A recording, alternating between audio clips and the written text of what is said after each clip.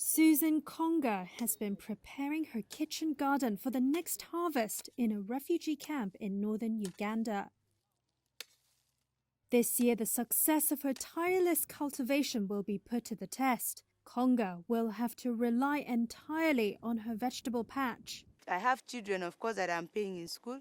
So if I can sustain on myself alone, will the food be enough that I can cultivate to eat and sell part of it to sustain my children? It cannot.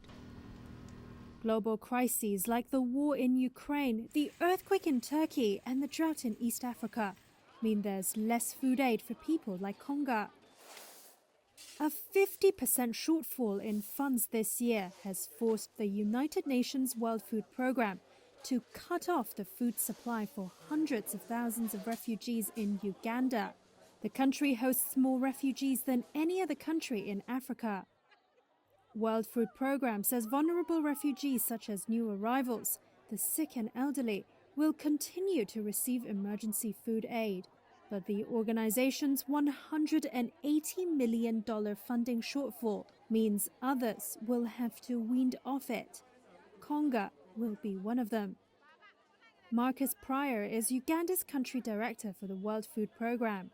Donors are having to make very difficult decisions because the needs are enormous globally. But as far as Uganda is concerned, we're not only competing for visibility on a global scale, we're competing for visibility in the region as well. For Konga, the change in policy will be a hard adjustment.